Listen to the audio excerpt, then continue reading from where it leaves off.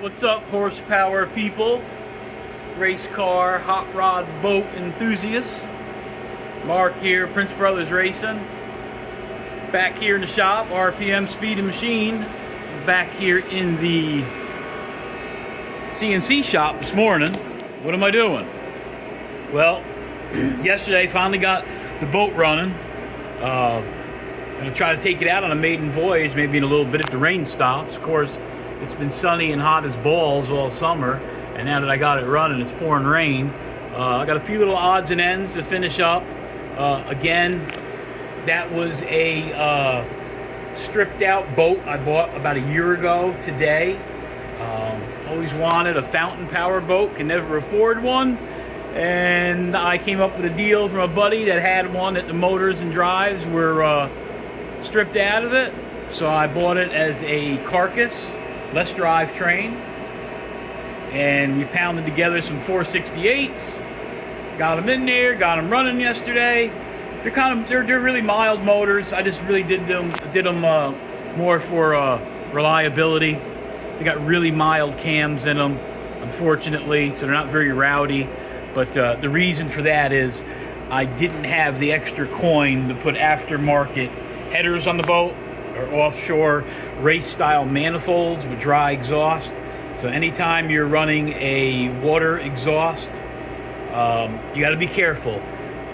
You put any kind of cam with any bit of overlap or a tight lobe center, a normal cam that would sound really cool in a car, you stick it in a boat with stock exhaust, you're going to be sucking water back in the motor, trying to compress salt water or fresh water, and blowing the tops of your pistons off. So how do I know this? Because I've did it before.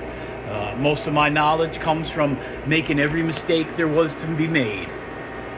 School, college of hard knocks, is what my uncle used to tell me. But we got it running, and I got some hydraulic rollers, really mild Summit brand hydraulic rollers with an LS firing order, and that really smoothed out the idle.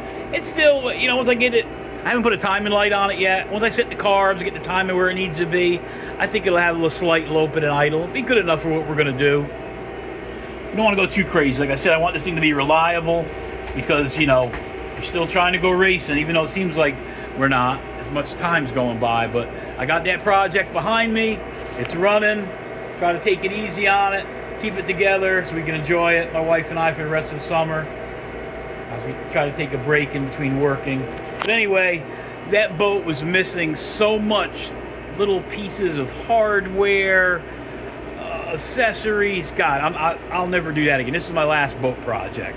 And like I said, the only way I was able to afford it was to buy the bare hull and piece it together. And special thanks to my brother over at his boat yard. He really helped me out and kicked in a lot of parts off some of the boats that were out in his yard that we were able to scavenge a lot of little parts and pieces we were missing. So I'm down to the wire. I'd like to take it out today and take it on a little run, try to break the motors in.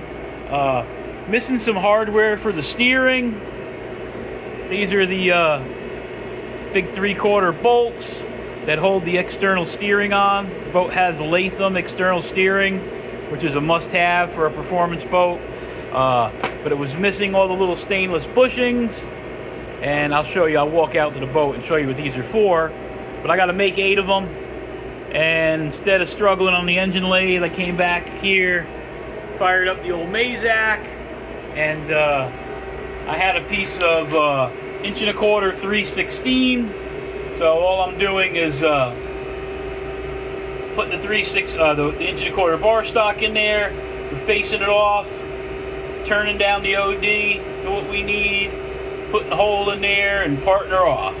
And I guess I got to make 8 of them, and I'm making them out of 3/16 stainless, which is your marine grade stainless, probably one of your better applications for to resist corrosion on a saltwater application. So instead of struggling with these on the little engine lathe, just came back here, made a quick program. Again, the beauty of the Mazak, you do it right here at the computer, at the pendant rather, at the control, and within 5 minutes, starting out with 1 1/4 1 260 bar stock, I'm facing it off, taking off, only facing off 15 thousandths. Then I'm turning it down to 740 diameter of a length of 650. Indexing to a 5/8 drill bit. Scroll down, drilling, 850 deep. And you notice this is like fill in the blanks format on these Mazaks. Like I said in previous videos, these suckers were way ahead of their times. I mean, for 1980s machine, it was either this or sitting there writing G-code over and over. So this was the cat's ass for a long time, and I'll still put programming time programming this machine up against somebody sitting at their desk drawing it out on Bobcat or Mastercam on a simple program. I haven't found anything faster. And I'm coming down here and grooving it, groove out, meaning groove outside diameter, and just chopping it off. I just backed it up a little bit, just chopping it off and dropping it in the machine. I gotta fish it out, so I just backed it off a little bit. If I could just cut it to where it'll groove and just hold it by an edge, and I can just snap it off. So I just made a change. So let's start this sucker up and make another one. And let's use a little stop here. Just pull it out some chuck. Like that. Trying to hold it with one hand, hold the phone. It was nice yesterday. Travis got some meta glasses. I didn't even know he was recording me yesterday when I was playing with the boat. That was kind of a surprise this morning. Alright, so I'm just using that as a stop, just to feed it out. And let me turn the coolant off. I don't want to get a bath. And I'll turn it back on once she comes in to go. I'm in auto, automatic, cycle start.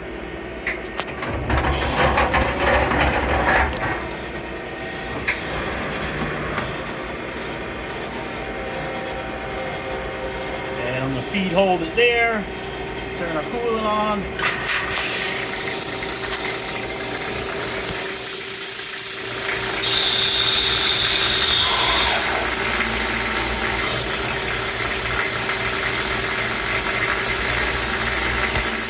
I mean, yeah, I could have knocked these out on the engine lathe, but hell, why struggle? We got a Mazak. Now it's turning down the OD.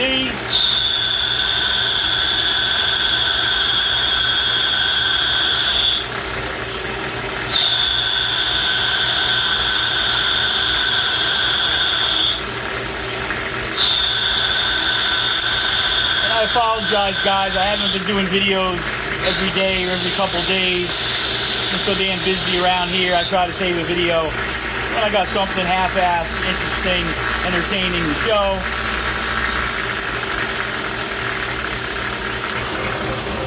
Alright. Now it's going to index, drill.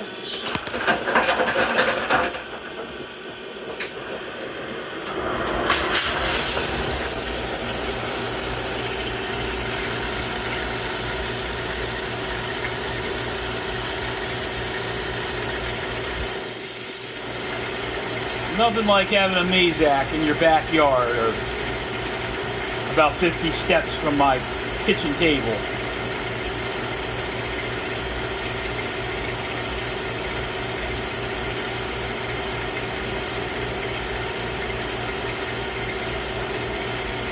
I'm just using a high-speed drill, so I'm not pushing it hard. I'm only making 8 bushings, so there's no need to push it.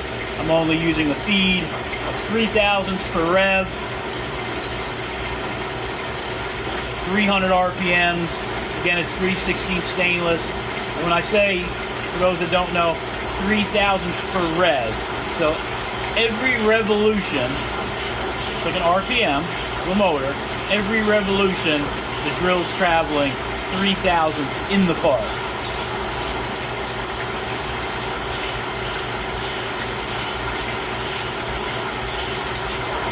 Now I'll pick up a little tech drill action. At 620,000.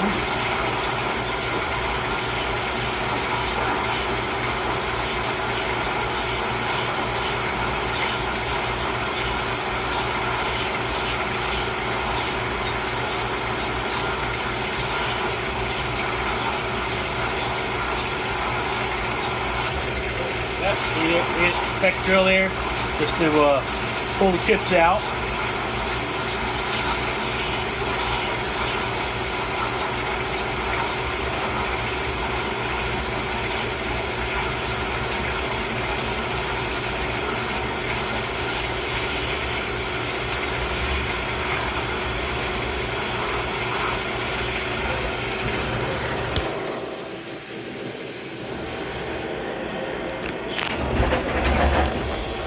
Now with index, picking up our part off tool.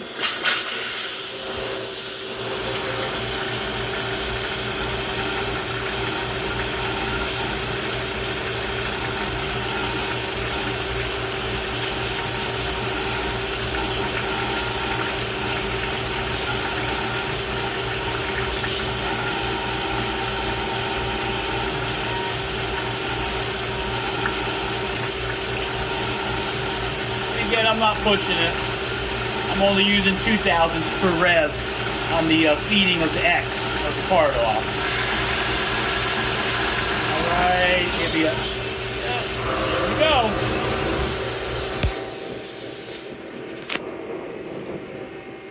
See, this time I adjusted it so it wouldn't part off.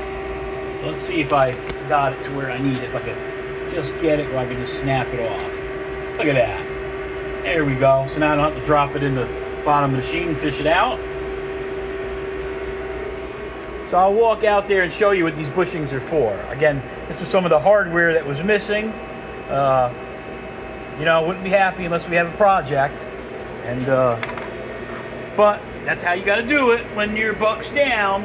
Whether it be a funny car, a dragster, a door car, a boat, a nuclear surfboard, whatever. So you can knock out the other 7 bushings, and I'll walk out there, show you what these are for, and give you a little machining to watch here on a rainy Sunday afternoon. All right, guys, be back at you in a minute.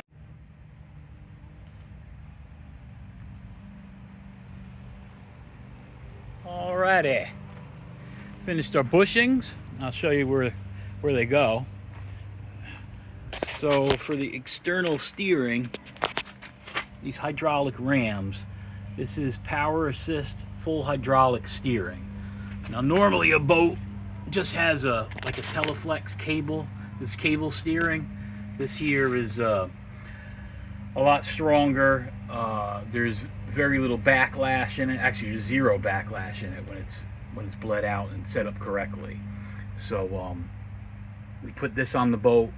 And I was missing, again, this boat was stripped. Remember, I was saying it didn't have any motors, didn't have any drives. I bought these drives used. I bought one at a time, so I got some money. These are just Bravo 1 drives that we modified with the wing plates for the hydraulic steering. The tie bar, these wing plates, my brother had one of them. We bought another one. So, you know, it's all pieced together. But where these stainless bolts go in, on these heim ends, how this goes in like that. See how sloppy that is? It's supposed to have different size bushings, and this is what I just made up on the Mazak here. Some 3/16 bushings, fit nice in there, and then the bolt will go through. So just another piece of the puzzle. Made those up. Again, like I was telling you, I didn't put really big cams in it because we have stock exhaust. It's still through hull exhaust, but look how low the exhaust is on this boat. This is the swim platform on the back of the fountain. And when this sucker's sitting in the water, I mean, the water line's like right here. I mean, this thing sits low. It looks badass in the water, but that's how low it sits in the water. So that was one of the reasons. If you're not running full dry exhaust, now the dry exhaust would be just like that. It'd be like an open header, and you'd have dumps. You drill some holes where you'd put some, whatever you want to call these things,